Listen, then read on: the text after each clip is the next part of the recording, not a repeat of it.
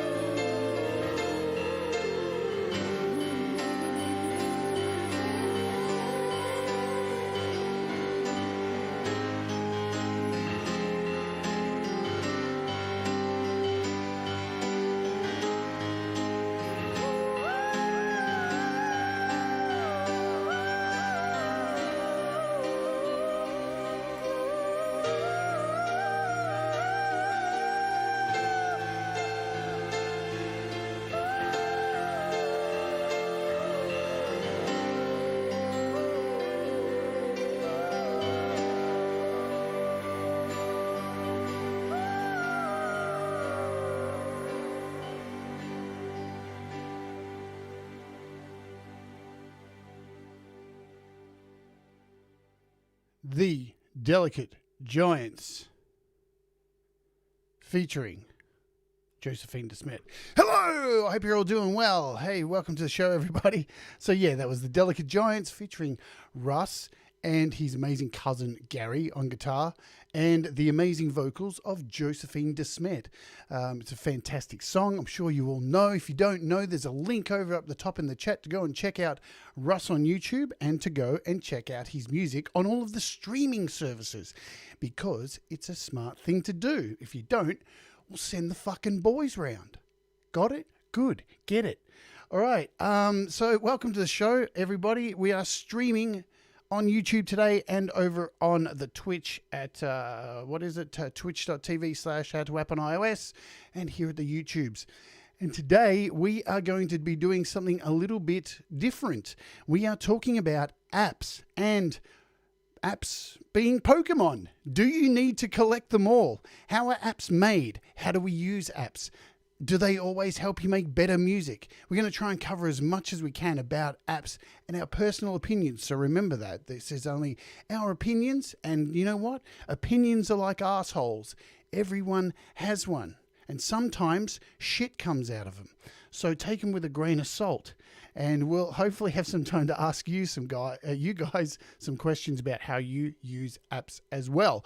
But let's get straight in and bring in our wonderful guest, a really dear friend of mine, somebody who creates amazing music, somebody I've had the pleasure of working with, mastering his music, and just being his mate. Love him to death. And let's bring him into the studio. I better turn up his volume here. Ladies and gentlemen, without further ado, the amazing, the incomparable Russ8889. How you going, Russ? I'm doing good. How you doing, Jade? Hello, everyone. Hey, everyone. In the Thanks chat all tonight. for being here. Yeah, there's 31 of you here. Hopefully we get some more. We're going to break a record tonight, Russ, are we? Yeah, the only record I think I'll be breaking is a vinyl one. We do it on cam. I actually want to see that on cam. Can you do it for a second? I probably couldn't do it one-handed, to be honest with you. I'll give it a go. I see Brad's in the chat. He said hello to you too. It says, oh, here we go. Fuck you, Russ. Yeah, so we're getting off to a good start. Nice to know Brad's there with the cheery hellos. Yeah, well, what do you expect from that old fucker that looks like Jesus with glasses? All right. Should we say hello to everybody first, Russ? It goes against what I normally do.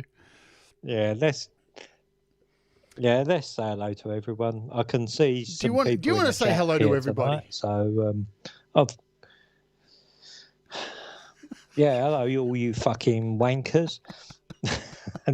No, I'd like to say hello to Ivan, who worked on that track, who actually arranged the vocals on the Josephine track. And without him, I wouldn't have been able to do that, because we got like 50 vocals sent to us, and I just couldn't have done that in Nano Studio. So I really appreciate that. I'll have to read the chat as it's flying through. I can't see a list of them, but hello, Ed, Pansket, Guzzo of Oz, Notty, Audio. Who we got in here? Audio Video. Hello, mate. Hello, Dean. Hello, Spider. Hello, Black Covers. Hello, Joe. Hambo. Rick List. Patrick. Doctor's Orders. Dave. Cy. Thomas. Hugh. My cousin Gary, who's in the chat tonight. Andy Goldsby. I'd also see my brothers in here and my wife Liz. So hello to everyone. I want to say hi to Liz too. And anyone I've missed, if there's someone I missed, Ed B, I think I didn't say. So if there's anyone who's missed, fuck you. Yeah, you've had your chance. Oh, good stuff. I want to say hi to Liz too. Hope you're doing well, Liz. Love you lots. Oh look! Oh no! We've got a spammer in the audience. Man, hide this user from channel. Did I get them? Did I get them? No, Thomas got them. Well done, Thomas. The one day, well, I haven't had one before there. That's the first time I've had a spammer. I feel like I've made it. I've made it. See ya. Yeah, see, I draw them all in for you. It's all your fault. All right, so let's get down to it. We're going to talk about apps today. What do I have written here? So, when did you start creating music on iOS, Russ? Okay, so I would have to say it was probably 2000 and that was from an iPad 2, and I'm going to see if I've even still got the bit of software. Now, my cousin is actually kind of responsible for me even getting into iPad. So he come over one day with his iPad saying, oh, look, I've got this iPad. and I've got this program, which was called Oscillator on it. Yeah. God, you've got props and everything. So that was the first actual app that I owned. He come over with that app on his iPad and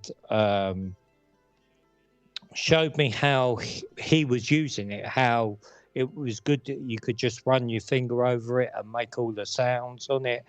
You could add in the drums, you could add different layers. I think it was like 4 tracks. So like once you had the 4 tracks running on there, you could basically like record and save I guess your sequence, I suppose you want to call it. And that was the very first app I bought on iOS all that time ago. And that was because of my cousin Gary. So that made me go out and buy an iPad too, because I thought it was a revolution to be able to actually just use your fingers to make sounds with, rather than having to sit down at a keyboard and be in a whole recording studio, which I was used to. And I just moved out of my recording studio. So I had a room with all my stuff set up, but it wasn't as convenient as being able to take an iPad anywhere you like. And, you know, sit in the garden, sit at the table, sit in your living room, sit on your bed. To be able to do that was like amazing for me. You know, and that was all them years ago. So that would have been the very first app that I owned. I think my first app that I owned was a music app, because I remember when I got my iPhone, I was just downloading lots of free stuff because I just spent all my money on the phone. I couldn't afford anything else, you know. So I think my first music app was the Cowbell one, to be honest. And it's true. And then after that, it's something that I still use to this day, called Music Studio. That was the first one I got. I was like, what the hell is this? Is this an actual music studio? I can run this. Let me bring it up on the screen here. So this is Music Studio. I thought this was before, because GarageBand didn't even exist. By this time, I think this was about 2010 for me, and I still use this now. I still think this thing's incredible. Is it clunky? Yes, it is clunky, but then, as you know, most doors aren't perfect, and there's always a trade-off. There's always something with a door that sucks, and something in another door that works. And this was my introduction into iOS music creation, and I still stand by it and think it's an incredible app. The reason I got into using iOS was exactly the same thing as you. I believed that I saw a future in this. As soon as I got my first iPad, that's when it was like, oh my God, we're going to be making music on these pieces of glass. I predict it. It's definitely going to happen. And I remember, Russ, when the iPad first came out, people were just calling it big iPhone and saying, oh, the only thing it's good for is watching videos on. And I was like, that's bullshit, man.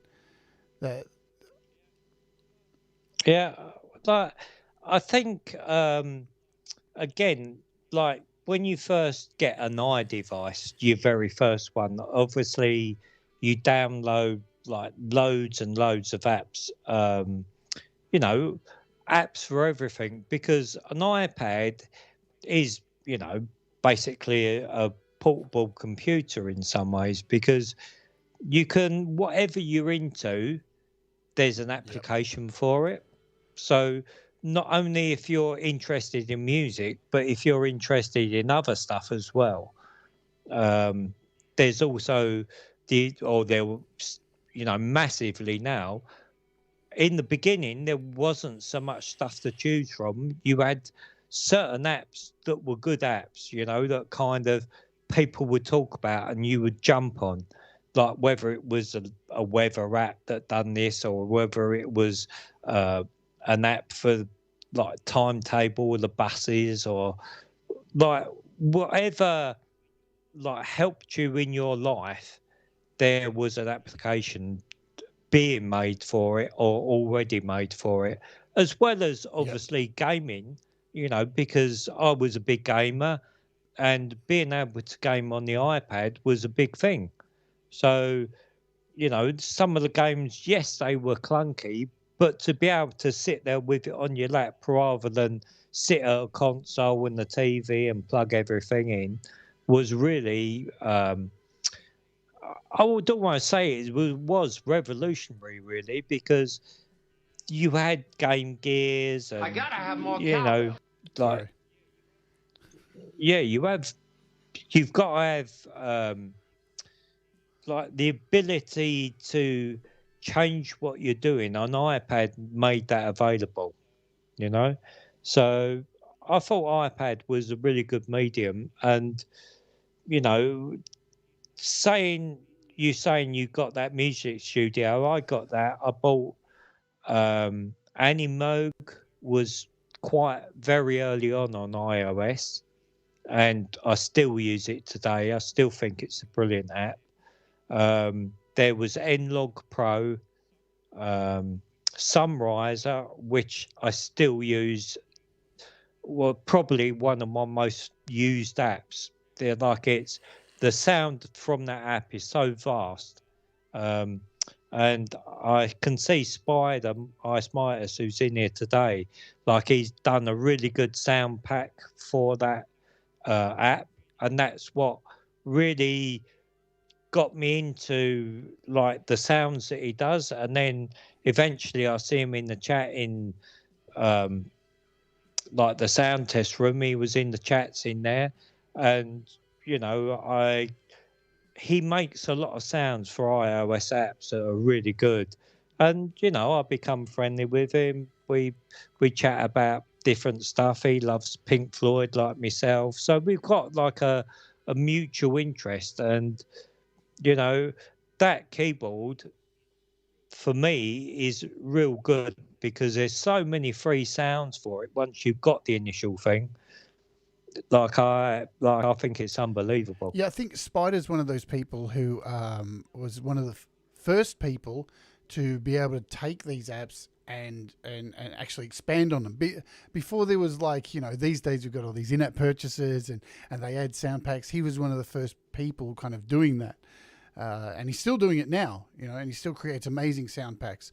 So Yeah. there were a lot of innovators around the time when these apps came out. There's my cowbell.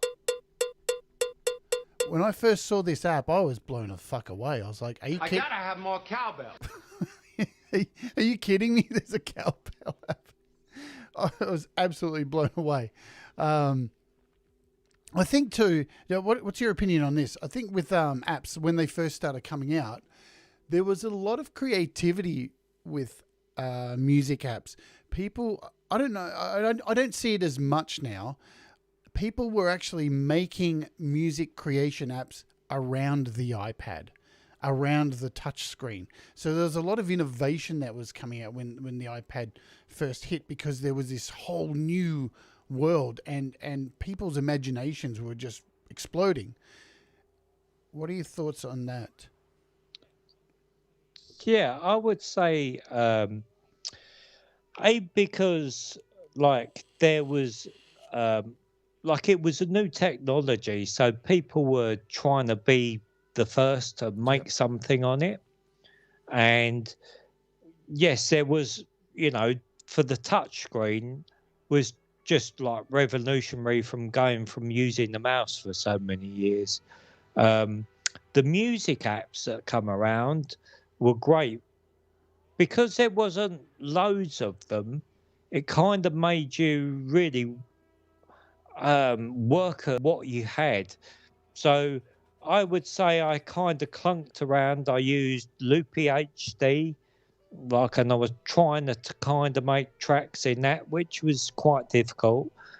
Then I don't know what year it was. The first Nano Studio One come out, and that just changed everything for me because that was like basically what I used to have in the recording studio was now in front of me. I could use Audio Bus to bring in other sounds, and that for me, that just lit the fuse.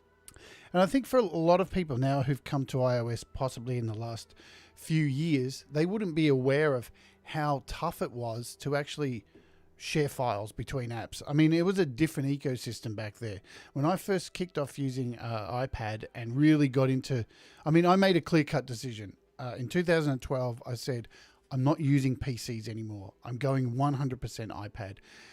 But to do that successfully, you had no choice but to jailbreak an iOS device. It was the only way to go. And back then, it was a lot easier to jailbreak an iOS device. And it was the only way to actually be able to transfer files between apps, because there was no file system. Everything was locked down. You had to try and break the rules. And Apple knew that there was a lot of us out there jailbreaking, and they thought we were doing it. I'm sure there were a lot of people doing it for piracy. You're always going to get that. But there were a lot of us out there just wanting to move a fucking file from GarageBand over to something else. We just wanted a bit more variety. And you had to go through the serious, painstaking bullshit of jailbreaking, adding an SSH, transferring plugging in your phone, transferring it to your computer, then transferring it back over to your phone. It was a really painful process. And these days, it's so much easier to do that.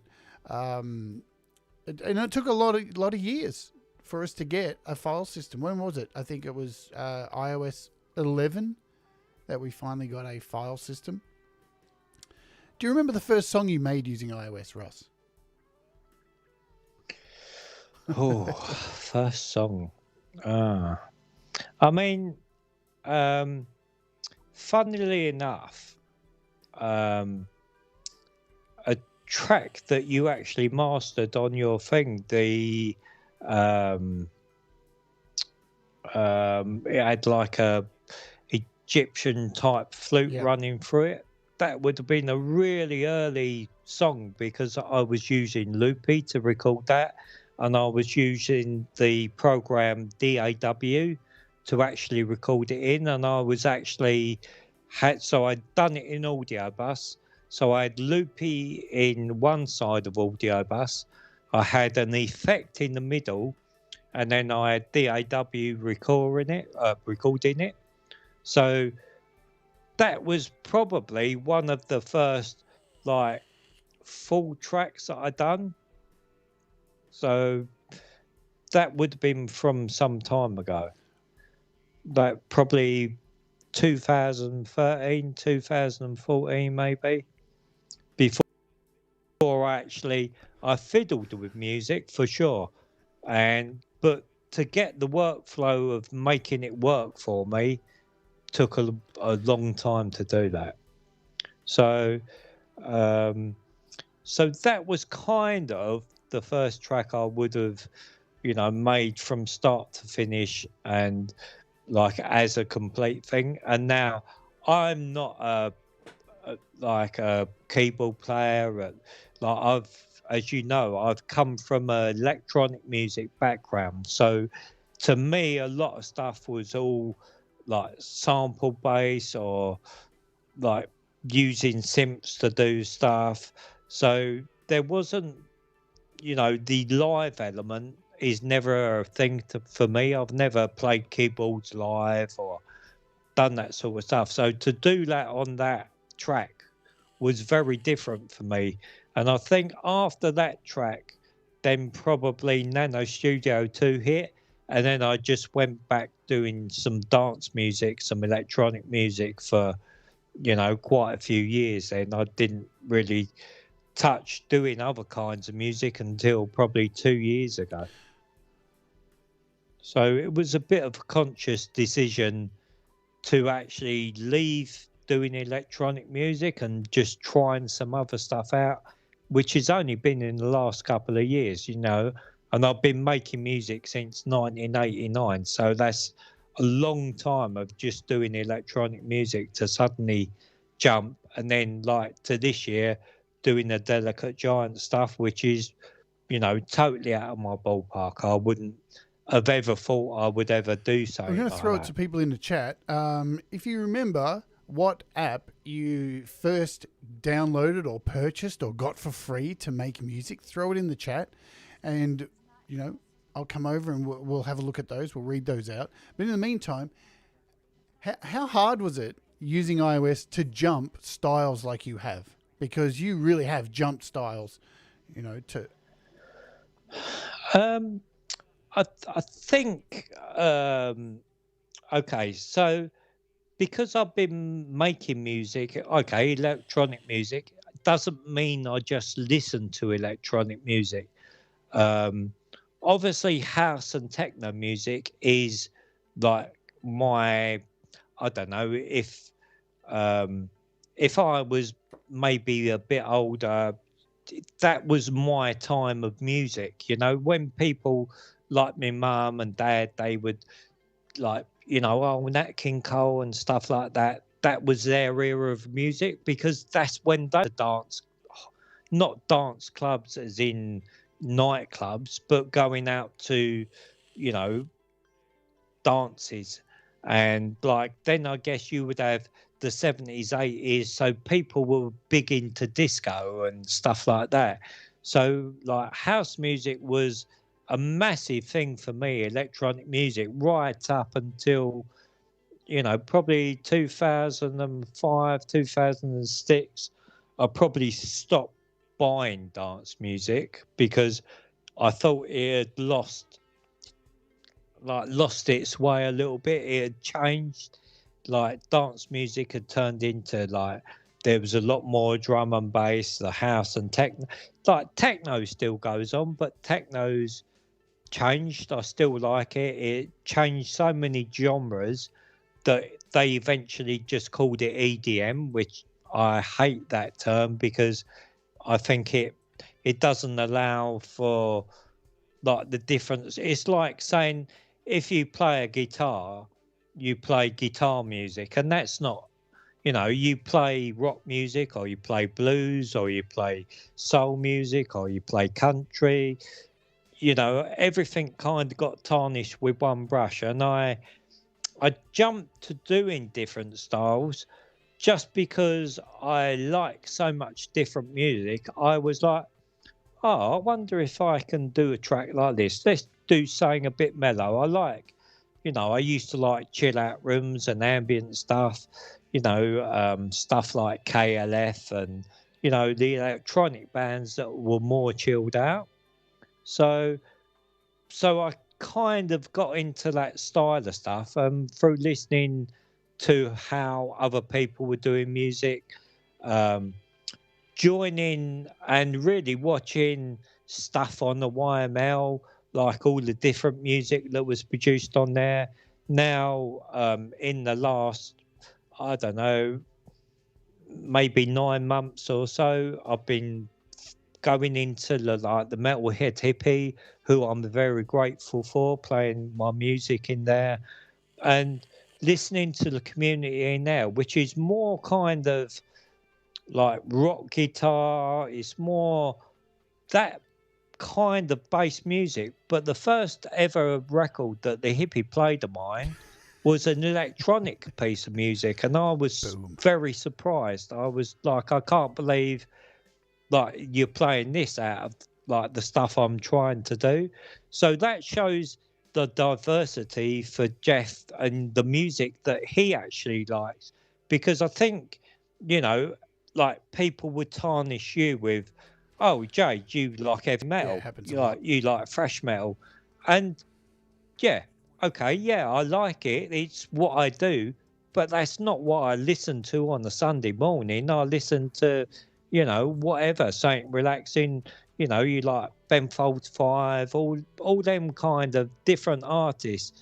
So I think as musicians, like first to be a good musician, you have to listen to music, and you don't have to listen to one kind of music. You have to listen to lots of different music and respect the different genres. And that's what I've done in the metalhead hippie room is Do I like everything I hear? No, I don't. Do I respect how it's made, the effort that's gone into it, and the musicianship? Yes, I do, And I think if you can do that, like, you can try doing different stuff. If it's out your comfort zone, give it a go. You never know, And 9 times out of 10, people are like surprised you've done something actually different for a change. Absolutely. And as a youngster myself, I metal was my thing. But, to be a more complete musician, you have to understand and appreciate all types of music. You don't get that confused. You don't have to like all types of music, but appreciate and try and understand how it works and have a go at it. It's like everybody's an expert at things that they have no expertise in. There's a lot of people out there who'll be like, oh, I hate country music. It's like, have you tried playing country music? Like, understand what goes into it. You still might not like it, but get an understanding of it, and you'll become a more rounded musician. And I think these communities too continue to hopefully help people not only learn, tricks and all these things to make music, but an understanding of how other genres are made and what goes into it. I'm just going to cover some apps that people have put in here. So Audible Video said his first app was Thumb Jam. Rick Lisk, GarageBand. Sai is Audio Kit Synth 1. Gary has said Korg Chaosilator. Spiders said Sunriser and Gadget. Kim is GarageBand. Not a Box, GeoShred. Let's see. Music Memos was Hambo Hounslow. Absolutely. Let's see. For iOS, iSequence for Ed B. First Door for Gregory O'Sullivan was Cubasis 2. GarageBand didn't run very well on his iPad 3. I mean, that's another thing too. We'll get into that. We'll talk about how apps are made and all this kind of stuff soon. Dean Thomas, my first app was Mini Piano in 2008 on iPod. Can't tell if it was free or not. Yeah, and those things probably doesn't even exist anymore. Probably doesn't even run on the latest iOS because of the amount of changes that have gone down. So there's just a few of the apps that people have used. What do I want to ask now? I want to jump in and have a look at some of the stuff on your iPad, and then we'll talk about how you use apps, because you have a very unique way of using apps, and we'll cover that. So I'm going to bring up this screen here. So I have a photo. This is your current iPad page, isn't it? Yeah. So that's like my music. Look what's page number one on up the my top iPad. corner there. Is anyone surprised? Yeah, that's my go-to app. So as you zoom out, okay, so you'll see Vivum and Polywave on the bottom of that screen, and Audio Editor, right? Because they're my latest apps that I've got hold of, right? So, like, I bring them to the front of the iPad because they're apps that I'm learning at the moment. So when I've got a spare half hour or whatever, I'll just go in and I'll play with them apps. So eventually they'll get put into their files. But when I first get them, when I'm learning how to use them and learning about them, I keep them on the front page. Yeah, a few emails. Yeah, so if you send me an email, people, if I don't respond. That number says right there? I'll translate for you. Fuck off. That's what that says. Yeah, I'm not the best housekeeper. So AUM's up the top there. Clearly it's a go-to. Is it a go-to? It's a go-to, probably rare.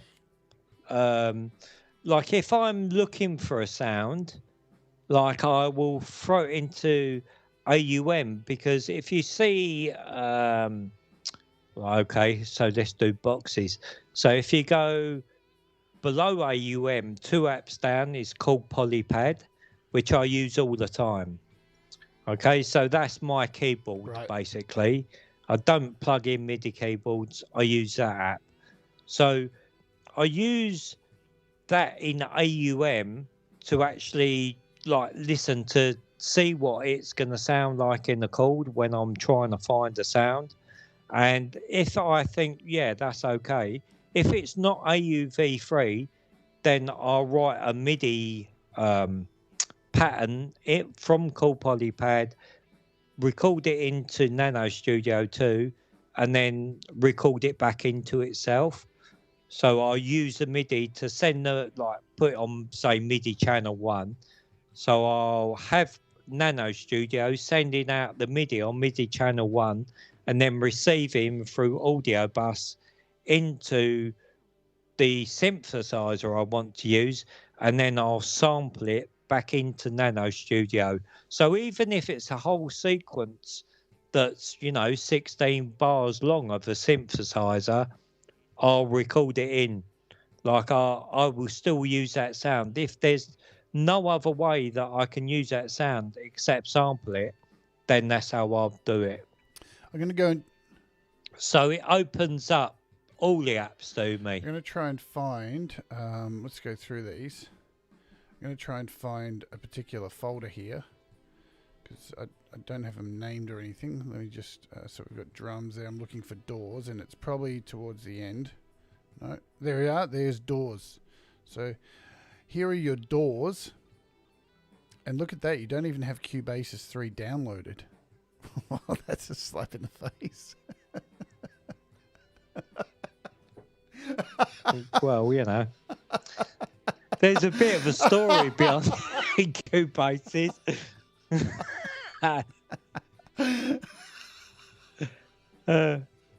Yeah, the fucking Cubase piano roll is a right wanker. And if you're one-handed like me, or only got the use of a limited ability, it's total slack to use. So yeah, I don't use it. I've got Cubases still loaded in there, because when I'm transferring files sometimes, I'll whack it into Cubases to bring it back out. So you'll see there, Music Studio that you use, that's in there. Beatmaker 3, or maybe that is, don't really use it. Aurea Pro, don't really use it. Audio Evolution, don't really use it. The Larson's mastering is just the first download. It's not the full bit. GarageBand is downloaded because I recently done them tracks for Pete for Song Timber in GarageBand. Multi-track DAW, which is in there, that's probably one of my most used apps, because I record through audio share. So if I'm sending you a track to master, I shall record it with, so in audio share you get the sections. So I will have my Nano Studio would be one side, Bark Filter would be in the middle, because I pre-master everything I sound by using the triple band filter on Bark Filter. And then I record it into that DAW. Once I've recorded it into there and I've got it how I want, I'll then transfer it into audio share. And that's the program that my cousin uses when we're doing Delicate Giant stuff. So I'll send him the track via a text message. So it's just MP4. He'll get the track. He'll open it up in that DAW program. Then he'll record the guitar on it, isolate the track I've sent him and send me the guitar back. And then he'll also send me the guitar and the track back, so I can cue it up in Nano Studio, so I know where the start of his guitar comes in, because it's just a sample, not a waveform. You've got a lot of synths, I see. I'm going to bring up your synths here. Hello, Jamie. What's going on, my friend? So here's, look at it. You've got 1, 2, 3, 4, 5 page, 6 pages in your synths folder. I just want to say thank you to Ivan Idea and Spider for the super chats. Thank you very much. Is it 6? 6 folders of synths. Look at all these. Do you use all these, Russ? I know. Yeah, quite a collection.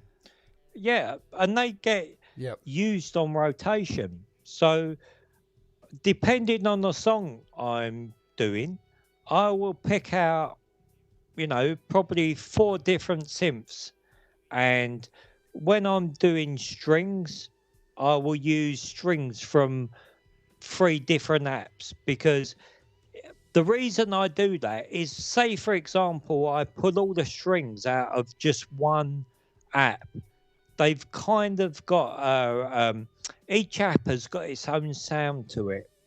Okay, so if you use 3 sounds from the same app, like, it's going to sonically kind of use up the same sort of frequencies. Whereas as you use 3 different apps, because they've been recorded differently, they've been EQ'd differently, they will blend together better. So, yes, sure, it's easier just to use the one app, but by using different sounds from different apps for the one sound, it's going to give you a very unique sound. That's really my source. I love the way you look at using apps. I think it's something that everybody should take notice of, because we are bombarded with apps. Let's be honest. There's so many apps. I do a show on it. I bombard you with apps nearly every day. Try and break it up a little bit with other things like this. And, sometimes we end up getting apps and they just sit there on our iPads or on our iPhones and don't get used. And I just love the way that with each song you do, you will look through your vast collection, which I'm showing here, of apps, and here's page 6, and try to use a different app for each song. So you'll go back to something you may not have used until 5 years ago, and pull that into the mix, and pull something that you haven't used yet. And you just keep these things nested away. I think it's a really clever way to make stuff. And you're right, it keeps things sounding fresh. You don't get that stale sound. Because who has all the money for all the apps? They're expensive to own. So I think it's a good thing to do to go back and revisit them. Use them for little parts and then come back and revisit them. I mean, at the end of the day, say an app, for example, like Thor, right, by Propeller Heads. I mean, it's got all the different synthesis that you can probably ever want. So you can probably make any sound that you want. Now, someone like Spider can get the best out of a synthesizer, because he gets into it and he programs the sounds out of it. Whereas I don't really, for me personally, maybe the first, 5 years of making music with apps, I used to sit there programming all unique sounds and making things sound, nobody else has got this sound. This is my sound. But then nobody ever says, oh, that's a unique sound. Where did you get that from? Nobody's ever questions, oh, is that a preset? So now I kind of go to use the presets that are there, but then make sure that I either layer that sound, or I put an effect on that sound, or I change that sound. I try not to make it so you can go, oh, that's from that app. Sometimes you can't odds it. Sometimes that sound is particular to that app, so it's going to come through. You're going to recognize it. But then if you listen through my music, you probably won't hear that sound again in the track. And I guess, too, the other way to look at it is exactly what you just said then. It's the same way as using loops. right? So you import a loop, and if you're just importing a loop and using it by itself, you're going to get claims and stuff like that. It's the same thing, like layer up your loops, and then they don't sound like the original loop. You can get away with doing that, and it's the same with presets from apps. If you're layering them up, then you're creating unique sounds out of that. And, even with presets, the beautiful thing about presets is that they're a good start. You can build on top of them. Yeah, no, for sure. I mean, you can take the preset sound and even just by adjusting the frequency on it and the resonance, which is the most basic thing to do to any sound, use the ADSR, the attack, decays the same release. Even by just altering them little things, like changes the sound. That's before you've put an effect on it, which is going to then change it even further. So, like, there's so many sounds. Like I look at you see all them synthesizers in there, and the way I relate to that is if I was an artist, pictures, they're all my different colors already mixed up, ready to use. So I'm just going in there and dragging out a selection of different colors that I'm going to paint that picture in. Let's talk about drums. So yeah, I mean, yeah. So drums. So drums again. I'll use the same way that I use synthesizers to layer sounds. I use drum machines to layer sounds. I don't just use one drum machine. I do sometimes, but normally I will normally make a loop and record a loop, like by putting an effect on something, using that actual, like making that loop up, like sample that loop and then use that loop with something else. Like I don't, unless I'm doing dance music, I would just use a straight sort of 808 sound, and I wouldn't use that 909 drums because it's fairly like a 909 drum machine, but it's only about 50% there. I normally use like the one in Nano Studio because it's already there. I can normally get the right sort of sound that I want out of it.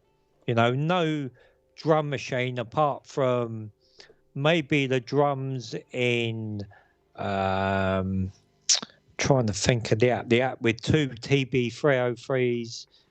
It's an app that's not on the App Store anymore. Two TB303s and an 808 and a 909. That's probably the most realistic 909 and 808 drum machine there is there because they actually sampled all of the sounds out of them drum machines before, there was all this, that was early on in iOS and before people were getting shitty about, oh, you can't use that sound. And that's why that 909 drum machine hasn't got all the sounds. I mean, Audio Kit made it. Is it Audio Kit who make it, that drum machine, the developer? And when I spoke to the developer, he was like, yeah, well, we couldn't use all the sounds because, Roland obviously, it's their sound, it's their drum machine. So I'm like, oh, okay, so it's not really a 909. It's like the 808 they done doesn't sound anything way near an 808 drum machine like you would expect. So I thought that was a little bit misleading when they released that. They called it 808 bass, not 808 drum machine. I understand that, but to me, it's kind of sneaky. It's like saying, oh, look at this gold bar, but it's actually painted with gold paint, Like, I don't like shit like that. I like certain sounds. If you, okay. So Rebirth is the actual by Propellerid. So you can't get that anymore. There's an old app that for some reason they killed because it was taking the market away from the actual sounds. you got pure acid come out, which is very good, on equal par to the sort of sound and the programmability, but Rebirth actually sounded like the actual thing it was supposed to sound like. So, it's just as developers, now there's money being made in this game, like people getting touchy about it. Well, I'm going to cut to now because you've prepared something for us today. I mean, you're such a good guest. You've actually gone ahead. And why's my camera decide to go crazy here? I know you're back now. It's just decided to. I love this. Sleeping I Russ. just love how it just decides to make everything a weird shape. It'll go back. It'll get back to normal, maybe. I'm going to play this video because you made this for us. You've gone out of your way to look at that. See, the camera did go back. Amazing stuff. Good stuff there, OBS. Good job. So you made this video. Should I play this first and just let it go, and then we'll come back and talk about it, or do you want to talk over the top of it? I mean, you can talk over it, Jade, because it's actually got right. And there is sound with the thing, but it's not talking. It's just, I don't know. I mean, it's up to people in the chat whether they want to sit through 10 minutes of just listening to sounds, reading what's going on, or they want me to talk them through it. I think, but there you go. This is how I would make a track. Turn on this volume, bring this one up, and we'll play this. So let's have a play. Make sure it's working. Yeah, no, there's silent cool. at the beginning, you take so the don't floor, worry about that. Okay, so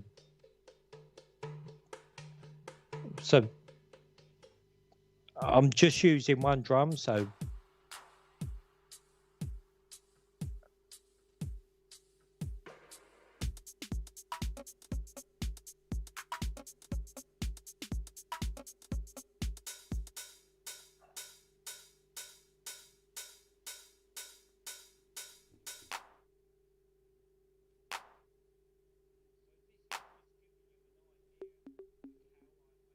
I make my drums in my track. So there'd be multiple tracks drums just for one track. I'm using Pan Station here. Yeah. Using Pan Station.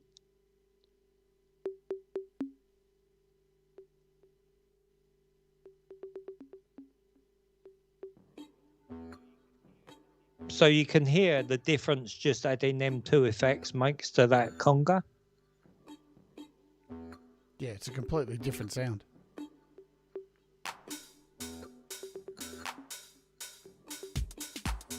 And then all together.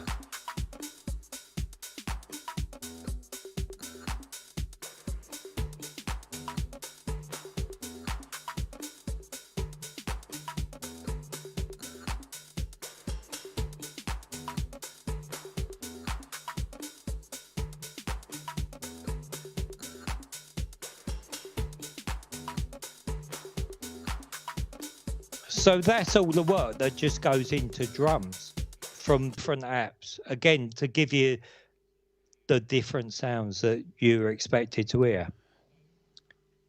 So this demo, I've mainly used SynthMaster 2 because it was easy, but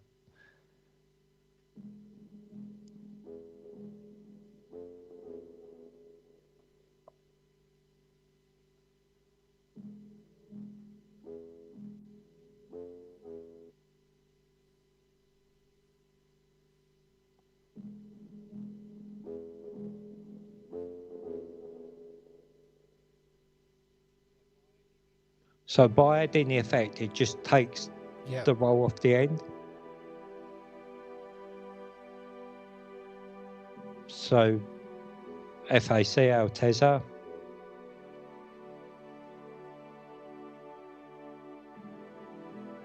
Yeah, you can hear those strings now completely fill the space.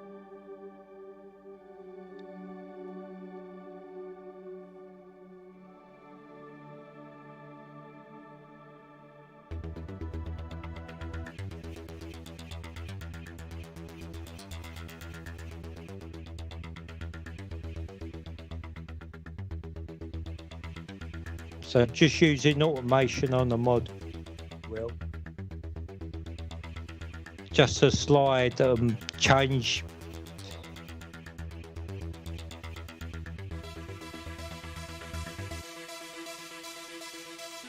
Okay, so that's a recognisable sound from Synth Master 2.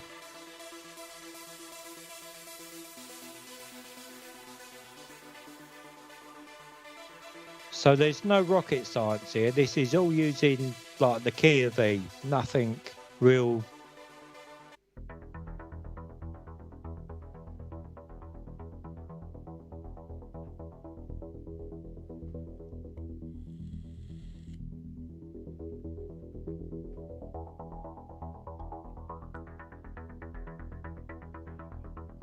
So you can draw in how you want filter morph to work, the frequencies.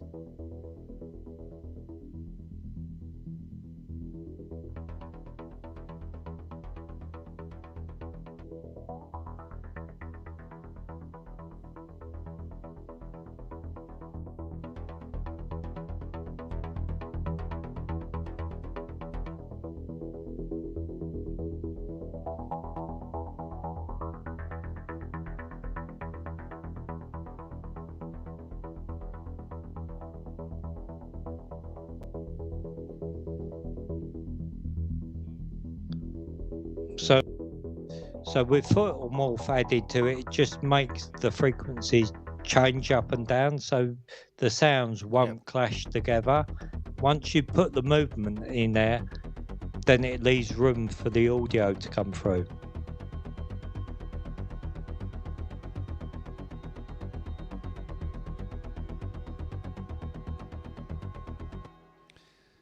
I just want to put a pause on that for a second. You made a really important point there with that last bit. Really important. People need to pay attention to that.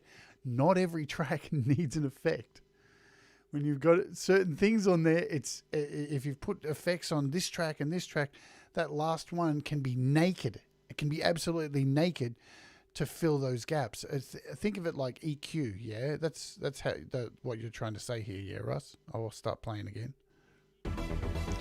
Yeah, you don't need, like, you don't want to overbake it.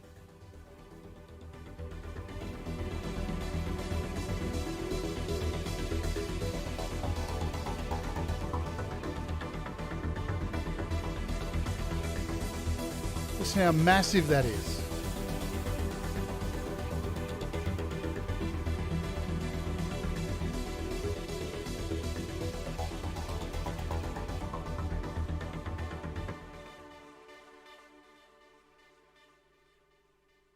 Okay, so that gives you an idea of by just putting all that bits together. So now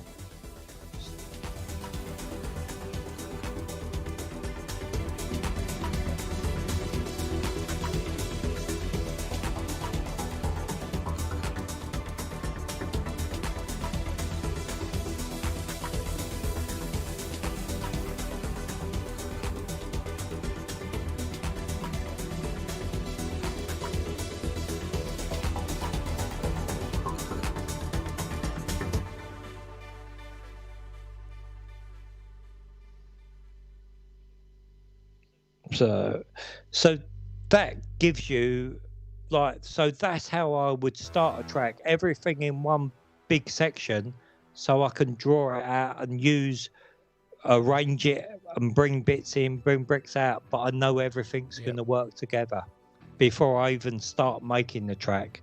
So I'll make a beginning maybe. Snare under bass guitar. Mixbox. Mixbox is on sale, everybody. It's worth your time.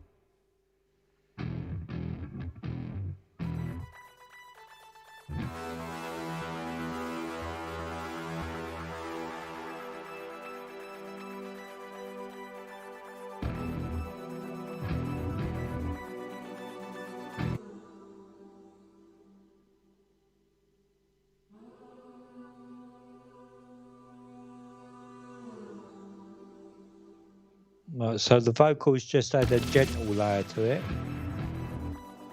Yeah. Nice and subtle underneath there.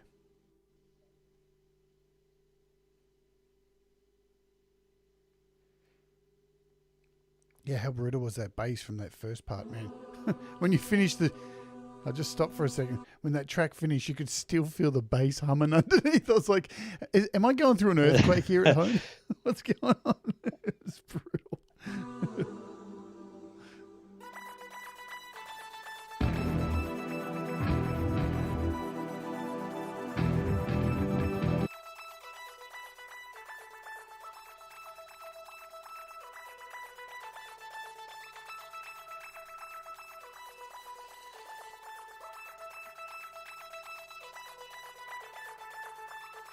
So again, it's just about covering all the frequencies.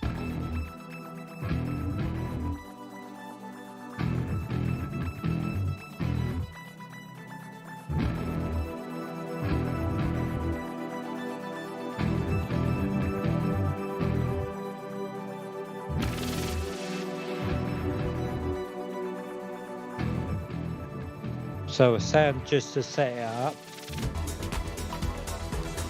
Boom.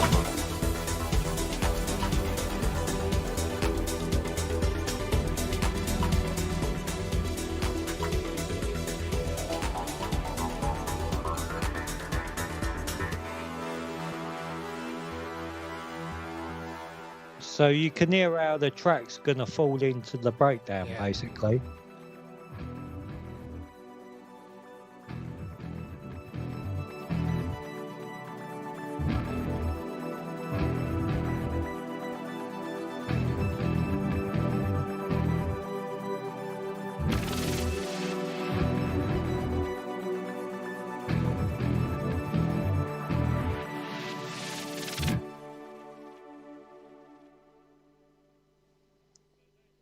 So that's basically how I have worked for years and years, is by getting the bulk of the track in one part first, and then like I will arrange out of that, and then I'll add in snare rolls, I'll put little fills in, I'll do little drops.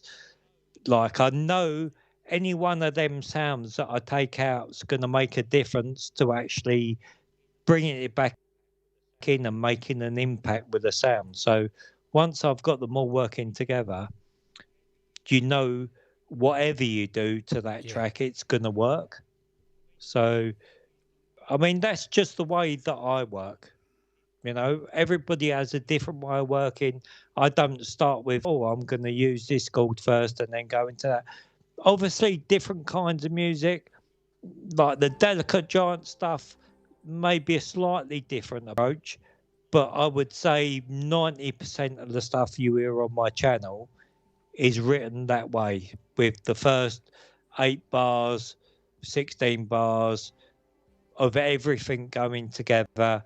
Then maybe how it's going to go to a fade out or break down or drop a little bit, and how I'm going to bring that back into the main track to like kick it in. Because dance music, coming from dance music, it's all about giving impacts.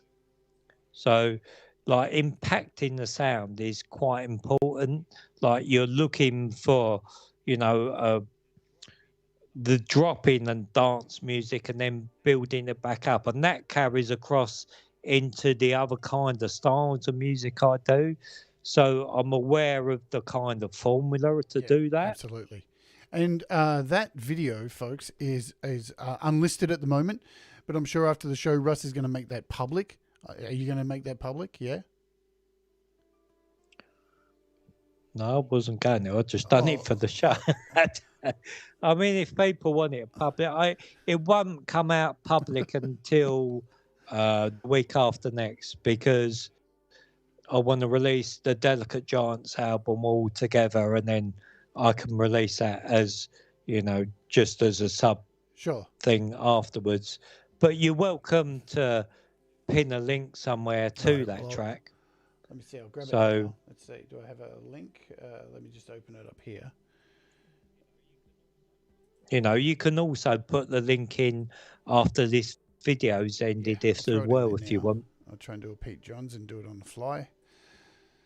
There we go. So, you know, save the link, go and watch it, and then you can go back and go through it again if you've got any tips.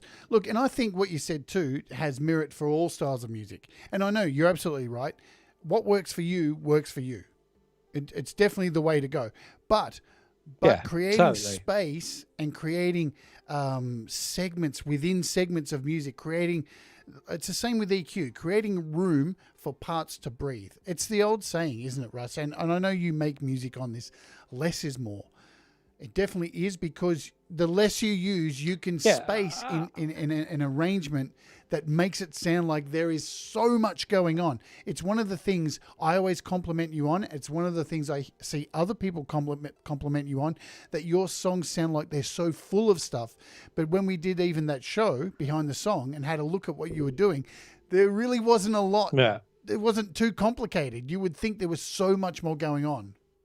Yeah, like I did spend a lot of years of pouring too much stuff on there, and even the stuff I do with my cousin, like even this week I sent him a track, and it's like it was too much. It needs to be stripped back a little bit. You don't need to have loads and loads of stuff all the time. You've got to let things breathe, and if you see in the track that you've just heard, I mean, I just knocked that up as a demo track for today, and there's no EQ on anything in that track. Everything sits in its place in your ears because of the way you select the sounds in the first place. So if you do that, you're saving yourself a big headache. I know it's the people that play, guitar and sing and stuff. I know EQ's important. But in dance music, my kind of theory is, like, the people that have made the sounds have spent all the time EQing and getting the sound to sound right. Like, why mess about with it? You're just causing yourself more drama. The only time you need to do it is pull something out of the mix a little bit. And if you're doing that, then maybe you haven't used the right sound in the first place. Yeah, absolutely. And look, I want to put this out there too. If you feel like you're making music and that you're over baking stuff and putting too much in it, don't be hard on yourself. It's like the less is more thing. I remember, like, all right, so most women as girls growing up would have their mother say, "You're wearing too much makeup. Less is more." Less is more is a common thing. I know when I transitioned and went through my second puberty and started wearing makeup and all that stuff, I heard the same thing. And you know what? You have to go through the mistakes. Yeah, we say it on the show all the time that mistakes make you better. You have to go through the process of over baking shit to understand how not to over bake shit, to under bake shit. It's so if you feel like after hearing that you may be a little bit like I'm over baking my things, I'm probably doing that. Don't despair, because you're over baking them for a reason, and that reason is to be able to look at that, take a step back, and then see that and then make those changes. I remember recording my Dread Circus album. I went to a studio. I paid an engineer to tell me honestly what he thought of my stuff. That's all I did. I wasn't planning on using him to record my album. I just wanted to get that feedback. And basically he said, "You're over baking everything. There's way too much in here." So then I went back and recorded the album and started to learn to pull things out. It's a really good thing for people who are struggling with that to continue to overbake, but then really spend time pulling things out. Pulling things out is really, it's not a bad thing. Yeah, because you're opening Exactly. up space. You got to let the track breathe. That's the thing. It's like you see from that demo, it's quite a full-on actual sound. But because of the way that everything's placed, it doesn't sound messy. It doesn't sound muddy. It sounds okay. But there's a lot going on in that track. It's because things are moving and cutting the frequencies, and the drums are taking up different frequencies. Like the sounds in there are taking up different frequencies. So it leaves the track room to actually make that big full sound on Absolutely. everything. And it leads us into going back to apps right now, because the topic of today's show, there is let's talk about collecting apps, because it's a thing. And, we call it ASS. You've got GAS, which is gear acquisition syndrome, and there's also app acquisition syndrome. Because there's so many apps that are thrown at us every day, and I'm guilty because this is what I do on the show. But I do try and find, this is why these shows exist, to help you see how they will work for you. Not how they work for me, not what I do with them, because that means shit, right? How you can imagine in your mind how they will work for you. Because you don't need all of them. You absolutely don't need all of them. You need the things that can contribute to what sound you're creating, to get your juices flowing about where you want to go with your music. What are your thoughts on ass? Well, I've probably got a big one myself, as you can see from my collection. Like, it's all right collecting apps, but if you're never going to use them, then there's no point. Like, buy something when you need it. If you need a certain sound, then go buy the app. Like, it's like, I get apps for sure, even on your Patreon, like, you give apps away. And sometimes I know I'm not even going to use that app for probably like the next 5 songs, but it will get used. And that's the thing about it. You've got to stage how you're going to use your sounds. If you're going to like develop something, it needs to be, you need the apps to do that. But collecting lots of apps just to make your iPad look pretty, there's not a lot of point. It's, if you're not going to use them, there really isn't any point. You've got to have a use for them. I've done it. I've collected like some MIDI apps, like to do MIDI stuff, like Cool Bud and all them kind of apps, and I never use them. Like, so that is my ass syndrome, because like, I prefer to make my own arpeggiators, and like, I don't like things making my life easy. I like to do it the old fashioned way, like I've been doing for the last 20, 30 years. I've got a system that works for me, and that system of, look, you've seen tonight, of like all the tracks laid out, is how me and my friend Kevin started doing music years ago. That's how we would do it. We would build up the bulk of the song within the first 16 bars, and then arrange it out. And that's when you put your intro on, you put your thing on. Like, again, Delicate Giant stuff is a little bit different, but that's because the music's different. I have to take a slightly different approach to that sort of stuff, because it's not my normal way of working, and it's not my normal sort of sound sets. Like, there's a kind of familiar sound set in them. So just buying apps for the sake of it, if you're never going to use them, it's no good. And even winning apps is also, it's great. Why not have something for nothing? But if you're not going to use it, you're taking the chance away for someone who is going to use it, and that's where you have to really think about, am I going to get benefit from this?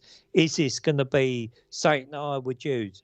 And it's like, maybe the app you've got on your Patreon this weekend, the thing that you can draw all the shapes, the mathematical formula, the MIDI that it produces. To me, that isn't an app I'd particularly use. So, I'd let someone else use it. Absolutely. And while you were talking there, I was running through your apps and going through my massive amount of apps on my iPad. There's a reason I have them on my iPad. I do a show where I talk about them. And do I use them all? I don't, because I don't have enough time to be making as much music as I want. Why? Because I'm doing this show. So I try to incorporate into this show making music through here.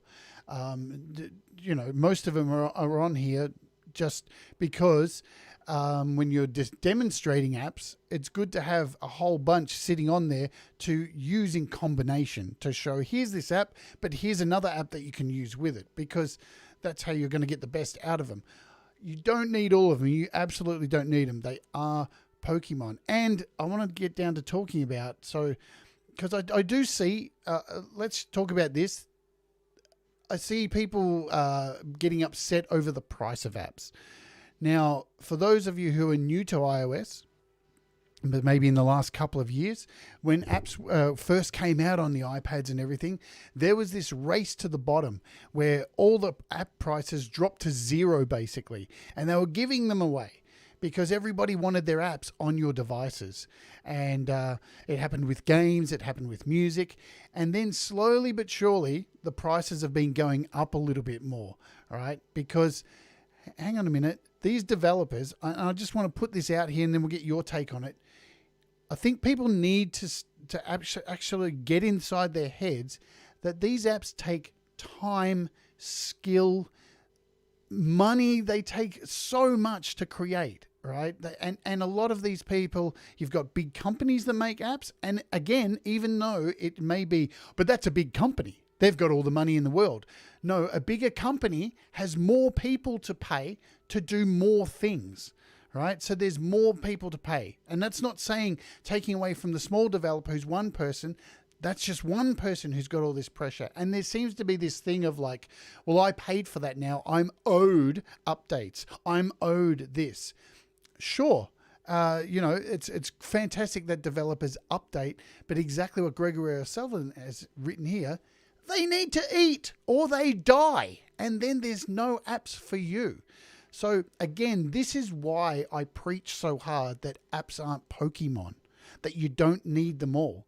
All right. Because if they cost too much, right, and you don't really need it, then it's okay. But if it costs a lot of money and you really, really need it, that's an investment. Yeah. I mean, you're talking about the price of apps, right? So I talked about Rebirth. I talked about a TB303, right? For one thing that makes one sound, right, will cost you now to buy this machine, probably cost you £3,000. So, like, to make one sound. So, even though some of the high-end apps are, like there's a few of them that have now reached like £100 even. Like, I think the Hammond organ one. Like, you go and buy a Hammond organ. If you're playing professionally out, like, and you want that pro sound, like, yes, it's expensive. I'm not denying it's expensive. But in the real world, if you owned a recording studio, like keyboards used to be like £500, £1,000. Like, just to buy a reverb unit would cost you, like a Lexicon reverb unit is, I don't know, like a LR5 or something. That would have cost you like 1,200 quid to be one reverb unit. Like, and there's an app recently come out that's actually got that Lexicon sat in it. So, like, for $9.99 or something. So, yeah, for sure, it's more expensive than when they first come out. But look at now what you can actually do with an iPad. Like, even to the Swarm stuff, like people going, oh, it's on, introductory £20. It's expensive. But listen to it. Like how many lessons are you going to spend going to learn how to play an instrument? Like, all that money, guitar lessons. How many guitar lessons do people go on? Like, and you can get an app that does it for like a tenner. Like, really, like the apps now, like the new iPads, the M1 iPad, like I use 2020 Pro iPad. Like, the capabilities on it are amazing. I mean, I made like like people like the Indigo Sunsets make their album on the phone. Like there's all this amazing music being made on iOS, and it's just adapting your ear to what you need, how you use it, and you can get that out of it if you're just starting out in making music. Like we've got someone who joins us who's very young, and they're just getting into iOS world. They really haven't got a clue how much technology is laid at their feet, because boy, I would have jumped at this stuff if I was 15, 16, 17 when I first got into music. Like what's available to you for buying an iPad, maybe okay, get a good iPad Pro, maybe £800, $800, and then spend maybe £200 on that or $200 on apps. So for $1,000, 1,000 English pounds, like you've got what people would pay in a recording studio. Like if you went to a recording studio for the day, it would probably cost you £300 just to record your music straight there. So like when you're looking at it in them terms, like this is such a cheap way to make music. It's unbelievable. Like it truly is. And Pete Johns proves it every week in and week out that you actually don't need a lot of apps. He makes all of his music in GarageBand, the most of it. He steps out every now and again and uses a free app here and there, but like he does it so well. And it's true, you don't need them all, and they are a bit of a luxury. Definitely, I think apps are a luxury, but they're not as much of a luxury as I think somebody wrote here. Mixbox is like $80. It's on sale at the moment, but on the desktop, man, that stuff's like $300. That's a lot. That's a lot of fucking money. It really is. And I think the other thing too is that people have to be paid for this stuff. I know with IK Multimedia, their apps have got a bit of a price tag on them, and but when you actually break down, and there are YouTube channels, I watch quite a few of them on app development. When you think about it, think about apps like video games, right? Like the development of Rockstar, who make Grand Theft Auto and all that. Grand Theft Auto it costs multi-million dollars to make that fucking game. Why? Because there are teams of people doing specific things. You've got people doing the UI. You've got people sampling the instrument. You've got advertising. You've got PR teams. You've got all of these teams that come together to make these things. So there's where your larger price tags come from so much more work that's gone into it. Not saying that a smaller developer has less work. They have as much work, but all by themselves. And they seem to, the poor independent developers seem to cop it the absolute most, with people complaining about, why should I pay for an update? Why should I pay for these in-app purchases? Again, nobody's twisting your fucking arm. That's the thing you have to remember. Nobody's holding a gun to your head to buy these apps. All right. Yeah, I would say we're also of an age where some of us would have kids and stuff, and like if your kid asks for an Xbox game or a PlayStation game, which costs $50 or $60, pounds, whichever you want to do, like you would go and buy it. If you wanted the game for yourself, you'd go and buy a game. I've got a collection of games up here. It's like when a new game drops, like the latest Call of Duty or something, I'll go out and I used to queue up and buy it, get it at midnight, come home and play it. I can spend £50, not even batter an eyelid at that. I know we're all on different monetary levels, and even included now. I'm just on like the income that I get is just like a government income for my disabilities. But when I was working, that was affordable, and I don't think that like what you get from an app is a liberty. You know, it's, a lot of the apps are still under £20 or $20 or, the vast majority of them. Yes, there's a few that are more, like you say, Mixbox, for example, it's in the sale now, £30, which is expensive in what we're used to, and it goes up to $60. But then if you couldn't even buy the knobs to replace like one of the units in it for that, that's where you got to, you know what I mean? It's like what you're getting is a lot for the money, and just because it's virtual now, and we all think, well, it's only a virtual thing. A, a video game's only virtual, and you're quite happy to spend that money on a game, to play it for a month, 2 months till you complete it. Once you've completed the game, yes, you might enjoy it and want to go and play it again on an harder level. But 9 times out of 10, when you finish that game, you look for the next one.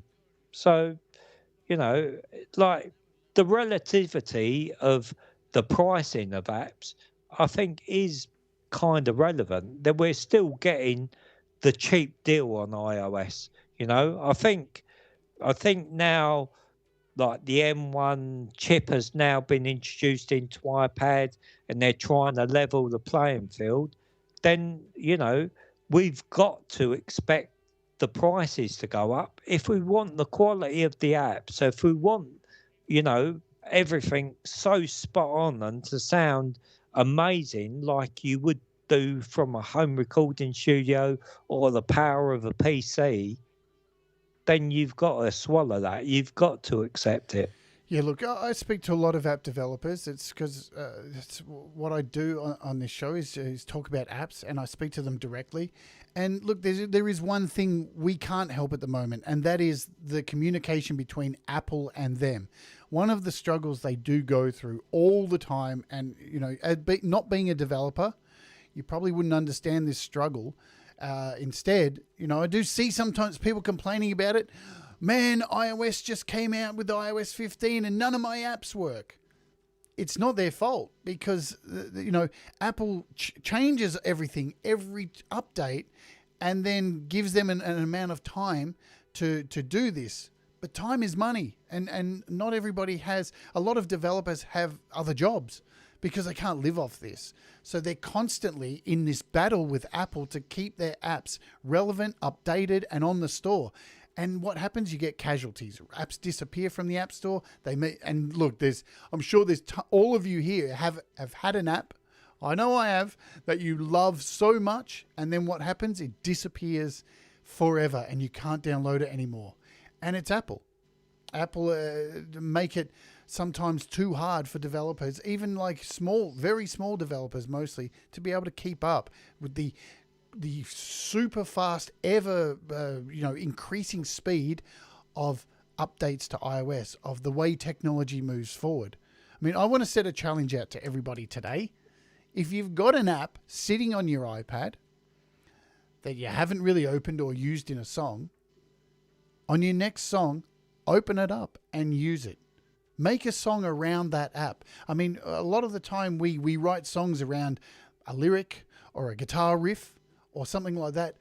How about everybody, as a bit of a challenge to yourself, go out and write a song around an app, something that you maybe haven't touched, and see how you go. Because you might surprise yourself. What do you think about that, Russ, writing songs around the apps that you have? Yeah, definitely. Because again, for myself, using older apps, people forget about them. People are like, oh, that's an unusual sound. Or where's that sound from? It's because the app's old. Yeah. It's like they're still relevant. They don't go out of, they don't lose their sound. They just go out of fashion.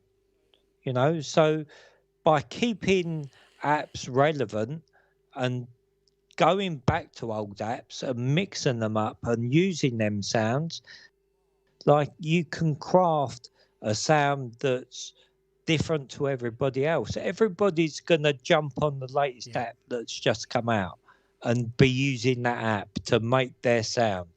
But if you don't want to sound like everybody else, then use something from a while ago, because that's how you're going to create that different Yeah, that's how you're sound. going to stand out. And, today's not meant to be a lecture in any way of how to use apps. It's meant to be to get your juices flowing, like every show. Every day on this channel is what this is about. I'm not trying to sell you apps every day, just trying to get you to think about, will this work for me? How can, that's the whole thing. For you to ask questions and see something before you spend your hard-earned cash. Because it's hard-earned. Man, we live in a world, as Russ just said then, where things change so fast, right? That we have an app cycle where there's 10 new apps each week. And what happens is an app from last week gets absolutely forgotten about.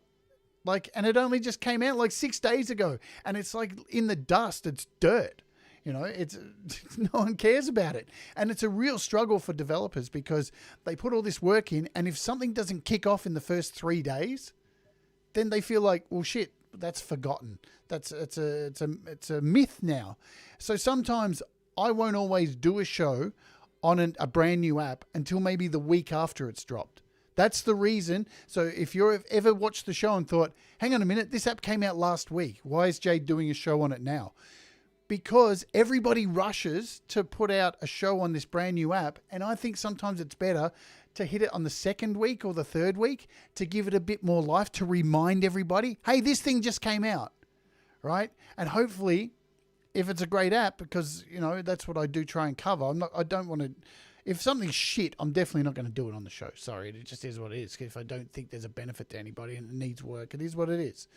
But, I think because everything moves so fast, we forget about all these great apps.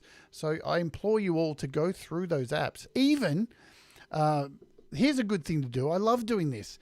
Opening your app store, clicking on the little photo of yourself and clicking purchased and sitting here and going through all the stuff that's not on my iPad and scrolling through and go all the way to the bottom. Look at this shit. Did you know you can do this, folks? If you didn't know, you can scroll all the way to the bottom and look at this. It will show you the very first apps that you actually bought. This is telling. Look at this. Pocket Guitar. There you go. I was wrong. Pocket Guitar, Fonts, Shazam. This is way back December 2008. Go back and have a look at some of the stuff you may have dumped off your iPad to make room for something else. There's an absolute fucking pile of gems in there, man, that you've forgotten about. You've utterly forgotten about. But you will come across these ones. See this? You can't download those anymore because they don't work, which is unfortunate. But yeah. Is there anything you want to tell us, or you want to give these kind folk some advice going forward, Russ? I think the thing is to just mix up what you do a little bit, just to use, like you say, something that's, maybe you've kind of forgotten about. Like, dig on something that's, in the back of, like, that you won't use because it's not the latest thing. Even if it's not, I know a lot of people won't use apps because they're not AUV free. Yeah. But then there's other apps that allow you to use it. It's like you can put most stuff into an app like Audio Share and like sample it into Koala, which is AUV free, and then put that into what you're working on. So it gives you them abilities to use things that you think you can't use, to use them. You just have to do the workarounds. Like making music is a struggle for all of us anyway. It's, we're never happy with what we do. We're always looking to improve what we do. So just try a bit of a slightly different process. It's, you have to work in the way that you're comfortable working. What your workflow is for you is, where your comfort zone is. But, just occasionally, just try starting a track, doing it a slightly different way, and you might surprise yourself. You might come across sounds that you just wipe off. Oh, I'm not using this app. It's not AUV3, but it's got the sound in it I want to use. So that's exactly what I do with Nano Studio. I just use a MIDI from it and then record it in. It's playing the parts that I want to play via MIDI and then just record it. Don't be frightened to like use them sections. You can use, there's a vast amount of different apps that will allow you can even, record something into audio share it like from audio bus and then take that wave from audio share and then dump it into GarageBand even so you can get them sounds in there. So you've it's not always the easiest way is you know the way that you're going to make change, the way that you're going to wander through your soundscape. It depends what kind of music you're making for sure. If you're making stuff, an organ, a guitar, live drums, then maybe not. That's not the thing. You would go out and buy an effects unit to plug your guitar into, a pedal. But, you know, you're basically by buying that pedal, buying that effects unit, it's just like us using a different app. So the relevance is all the same, and it's how you approach it. There's that woman on there on YouTube who plays a harp through distortion pedals and stuff, So it's like, it's kind of limiting yourself to maybe 4 or 5 things and then pulling the best out of them 4 or 5 things, using them in a different way. I mean, we was doing it by putting things like TB303s through the distortion pedal by Boss. That's how you got the grungy, like big acid sound, that sort of come through in the 90s. That's what changed acid music from up to sort of 1990 to when, people like Hard Floor and stuff were distorting it through guitar pedals because we hadn't thought of putting our units through guitar pedals to get a different sound, So even running your keyboard app through a guitar app will give you a different sound to running it through a different, a ready-made distortion or a ready-made delay or flange or whatever, That's why I'm a big advocate for Mixbox, because that one app contains so many other apps in it, like really and truly, with maybe 2 synthesizers and 2 effects units, you can probably make every sound you're ever going to need to make. It's definitely a trap I saw with people downloading Mixbox, Russ. When they were getting it, they was like, oh, cool, it's got all these effects in it. I can just add it on every track. And it's like, no, it's going to crash your iPad. It's because it's got so much going on in it, but using sparingly, man, you can really make a difference. I want to say goodbye to Stu, who had to go. It's always good to have Russ's family here in the chat, so thank you for being here. Another thing too, now you may think I'm a snowflake for saying this, but this is something I've had to mentally try and hold myself up on. I think when we come into these channels and there's new apps being shown or we watch a video of a new app being displayed, if I don't like an app, it's the same as like styles of music. I've really tried to not sit in the comments and shit all over an app if I don't think it's good for me. And the same in the chat. If I see something and go, well, this is crap, I've trying my hardest to change the way I interact on things like YouTube, because by me sitting there shitting on something like that, not only am I shitting on the developer, right, but I'm shitting on somebody who possibly will get something out of this app. Do you know what I'm saying? Like, it might not be for me, but there's possibly somebody watching that video going, oh, wow, I think I could use that, right? And if they're seeing everybody constantly negative going, I don't fucking like this. This is shit. It's crap. It stops them from actually seeing that vision and hearing what they could make with that app. And it deters them from exploring the possibilities that they could get from that.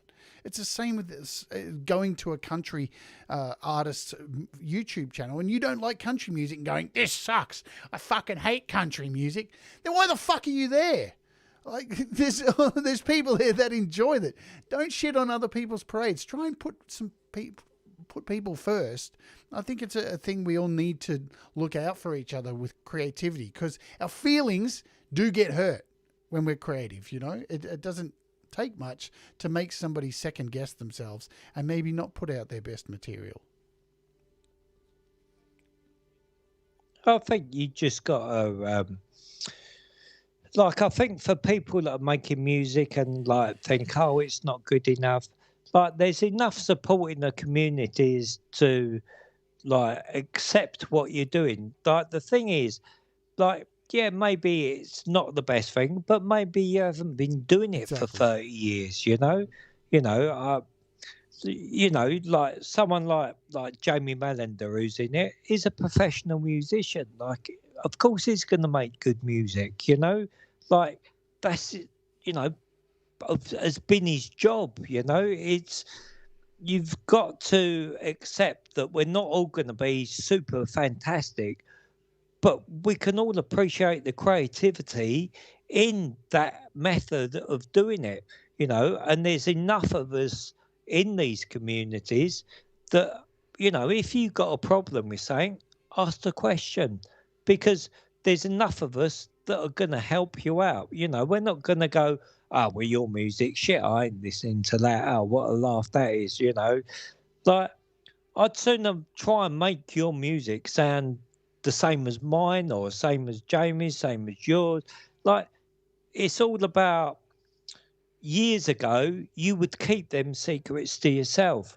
Nowadays, why can't everyone be good? This pond isn't a pond anymore. It's a big sea of YouTube and all this, you know, like there's so much opportunity for music. Like, we all for sure want our bit of slice out of it, but there's room for everybody, you know. We're all creators. We all get stuck with what we're doing. We all, you know, get bogged down with, you know, things going on in your life, and you maybe can't be as creative as you want to.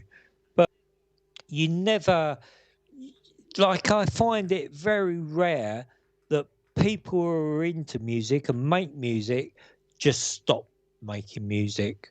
People always come back to it, or always, you know, pick it up and carry on. I stopped making music for like 12, 14 years, didn't make a thing, never touched the thing. You know, my computer crashed on me and like I put it down, I give up until 2012 when the iPad come along. Then I picked it back up again, you know, and I wasn't making great music with it. I had to kind of relearn my way back into it. And only in the last couple of years have I actually had the time to be able to sit down and make music. So, you know, it's my hobby. It's the one thing that I spend my time doing.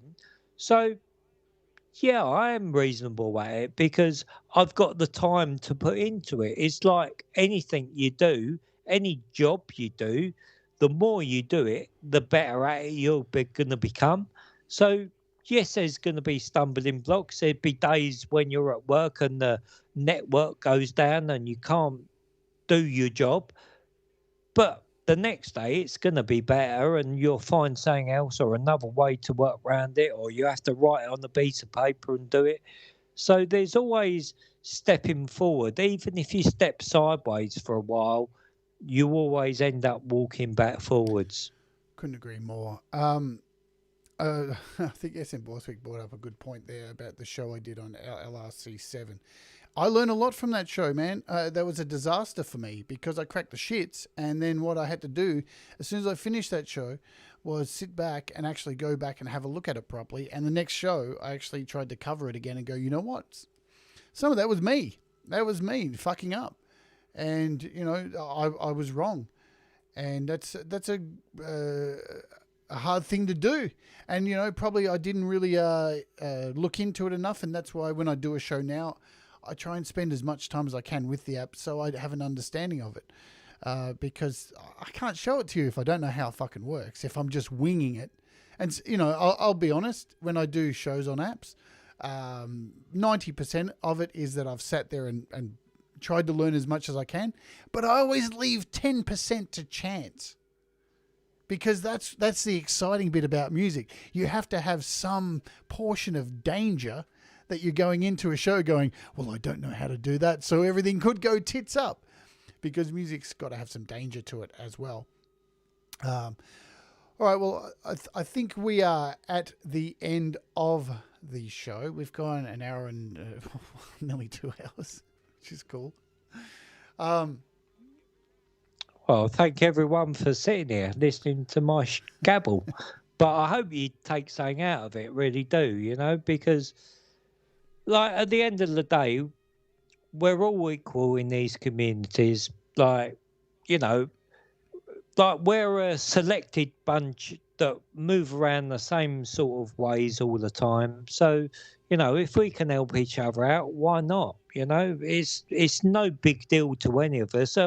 We've all got experience, no matter how small or how large. It's never a problem in asking the question to any of us. I know, Jade, like you do a lot of things for a lot of people and take on a lot of questions and give a lot of answers and help people out. I know Jamie does the same, like he'll take on, he does what he does. But if you asked him a particular question, he'll help you out with it. You've got to, it's because we all love music. We're all passionate about it. So, do it the best way you can. Absolutely. Reach out to us. The one thing I've learned from Russ, not only is Russ an amazing close friend of mine. I mean, we chat every day. There isn't a day that goes by when we're not chatting, like on Clubhouse or something like that. Not only is he hilarious and an amazing artist, but every day I learn something back from Russ, and I don't get to tell him that enough too. He's told me that he's got a lot from me, but I get a lot from Russ, and I'm sure there's been a lot of you that's got a lot from Russ too. He's a bit of an enigma on the iPad, and that's why I wanted to have him on here to talk about his workflow and his insights, because not only does he swear a lot, folks, he's so much more than that. And the other thing is, man, the heart inside Russ, when he dies, man, which God forbid that ever happens, his heart takes up the majority of his body. He's an awesome, awesome human being, and I thank him for his time. Thank you, Russ, for your time today. That's all right. I've been fucking good. I ain't spoiled. I know. I even wore this shirt for you. I even wore this shirt. I didn't get one out of you.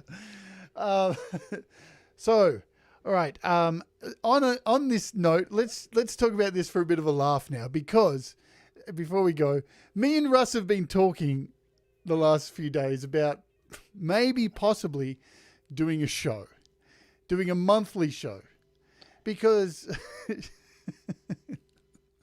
there's so many shows now that play everybody's music, and we have such a massive community base of support. And let us know what you think of this. We're thinking of putting together a show once a month, maybe a special thing, even if it's once every 2 months, called the Sunday Roast, where you send us your music and we're going to shit all over it. All right? We're going to shit all over it. We're going to tell you how much you suck and how much of a loser you are and how you need to stop making music and piss off. Right? Because there's so much kindness, but we want it to be fun, and we want to just have a laugh at ourselves. We'll even submit our own music and take the piss out of our own show, because sometimes you need a laugh, And I think having a laugh is something that really invigorates creativity. So if you guys think it's an idea, let us know in the comments once this video goes live. And we're not really going to be terrible to you. Tell us what's your idea for this show, Russ? Yeah, I mean, like it's just to have a bit of fun in what we're doing. Sometimes we're all a bit serious and touchy about music, and like sometimes it's good to have the rag taken out of you if you can accept that we're not directing, being nasty to you. It's for fun. Absolutely. It's for a fun thing. I'd also like to say to everyone as well that, right, so me and my cousin have just started on the next Delicate Giants project, and I want to do some questions that I want people to answer. And I don't know how we're going to do this. Maybe I can get them to email you. I tried to sort out a Gmail for it before the show, but it wanted to take over my iPad. So I want to do it'll be just 2 or 3 questions. So read the question and then answer the question in audio, just into your iPad, into your iPhone, maybe put in Dropbox, put it on Google Drive so that I can get it. And I want to take some of the things and use them as samples on the next album. So there'll be intros, there'll be, in somewhere planted throughout. Now, obviously, I can't use everybody, but I would like to have people actually answering questions so I can use them, use different snippets out of it. So, if anyone's interested in doing that and being on the next Delicate Giants album, that's one way of people getting involved, which would help me out by having some stuff that I can sample, and you might hear your voice on there somewhere. So maybe, I don't know how we're going to do this. Maybe if I could just get people to reach out to Jade with their email, and then I'll email them people, so you're not stuck in the middle, keep fasting things backwards and forwards. So, I can reach out to the people that are interested in doing it. I don't know if that's all right. Of course, we'll work something out. We'll put it together. We'll come up with the idea. We'll do a show about it, and we'll work out an email address. And me and Russ will work it out, and we'll update you on it. So get your creative juices flowing. Go and have a listen to Russ's music. It's in the pinned comments in the chat. Get it in your brain what the Delicate Giants are all about, and you too can be a part of the next album. So, and we'll liaison, get that together, and I think that's a really good idea. So it looks like there's a resounding yes for the Sunday roast. So we'll keep we'll keep banging our heads together. We're gonna fuck you guys up, people. It's gonna be a hoot. And yeah. So definitely there'll be a disclaimer at the start of that show to leave your feelings at the door, because it's all in good fun, and laughter makes the world go round. So, all right, I want to thank everybody for being here as usual. Thank you for all the kind super chats that have come through the show. Thank you also. I think 15th Bend, did I get the right name? That's 15th Bend, for subscribing during the show. Thank you for that. You can always do the old stuff, hit the like. So make sure you hit the like on the way out. Subscribe if you haven't, and do all that kind of stuff. Thank you all for, supporting the channel as you always do, and turning up on these shows. And I hope, we continue to create content that keeps you interested and all that kind of stuff. We're going to go out today with another Delicate Giants track. It's one that just recently got released, Born Free, because it's an awesome track. And is there anything else you want to say before we go, Russ? No, I'd just like to thank everybody for turning up. I can see in the chat, thank Mandy for coming. She's one of my friends. Obviously to my wife, who's going through a bit of shit at the minute. Thanks Felipe for turning up. I appreciate you playing my stuff. I really do. I just hope everybody maybe can take something out of this and think of apps in a different way. And, utmost is to go and create some music because that's what we all do. Absolutely. Yeah, I want to say, really good to see you, Liz. Love you lots, and yeah, keep on keeping on. All right, thanks everybody for being here. You all rock. Go make some music. Go do some stuff, and enjoy it. Enjoy your apps because they're fantastic. Everything's good, and let's go out with. This is Born Free. Fucking Jamie Mallender. Look, go on, you can fuck off. Fuck off, Jamie. Is there anyone else you want to tell to fuck off before we go? Fucking cunt. Fucking hell. Coming here digging me out. Yes. Yeah, Audible video is going to go by the fart pedal. I want the fart pedal as well. The fart pedal rocks. All right, guys. No, you're all awesome people. We love you lots. We love you long time. Wow, I just went incredibly racist then. What a shit way to end.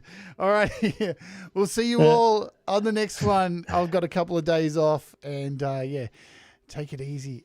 Be good. Do the things that make you happy. Keep making mistakes. They make you better. And we all rise together. See you later, folks. Enjoy the track.